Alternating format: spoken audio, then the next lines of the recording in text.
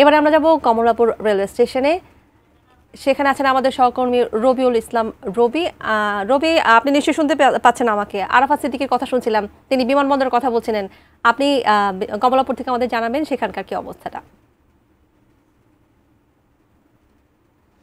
হ্যাঁ তানিয়া, কমলাপুর রেল স্টেশনে কিন্তু অনেকটা ঈদের যেই আমেজ সেটা কিন্তু লক্ষ্য করা যাচ্ছে। আজ থেকে গার্মেন্টস যে পোশাক যেই কারখানাগুলো রয়েছে সেই কারখানাগুলো ছুটি হয়েছে, যার কারণে পোশাক শ্রমিকরা কিন্তু এই ট্রেন যাত্রায় তাদের ঈদ যাত্রাটাকে আরও স্বাচ্ছন্দ্যময় করার জন্য ট্রেনের কিন্তু তারা অবস্থান নিয়ে এসেছেন।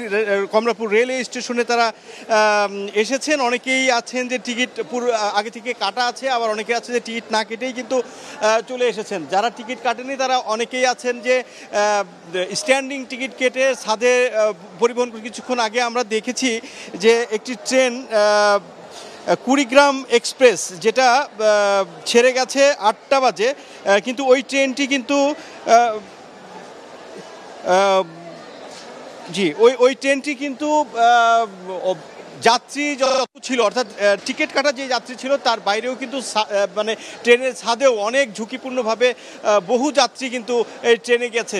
এটার মূল কারণ হিসেবে আমরা এখানে যারা রেলে কর্তব্যরত যারা রয়েছেন তাদের কাছে আমরা জিজ্ঞেস করেছিলাম যে এত যাত্রীর চাপ কীভাবে টিকিট ছাড়া। বলো যে আজকে গার্মেন্টস যেই কারখানাগুলো রয়েছে শ্রমিকরা আসলে তারা তাদের গন্তব্যে যাওয়ার জন্য ট্রেনটাকেই স্বাচ্ছন্দ্য ফিল করে, যার কারণে এসেছে।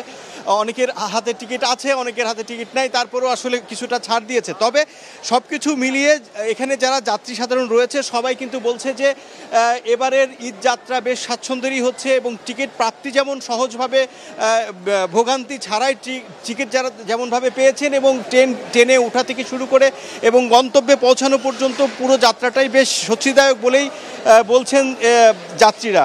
তো সব কিছু মিলিয়ে আমি বলি যে সকাল থেকে প্রতিদিন এই যে ঈদ যাত্রায় রেলওয়ে কর্তৃপক্ষ 55টি ট্রেন প্রতিদিন কিন্তু বিভিন্ন গন্তব্যে যাত্রী পরিবহনের জন্য তারা করেছে।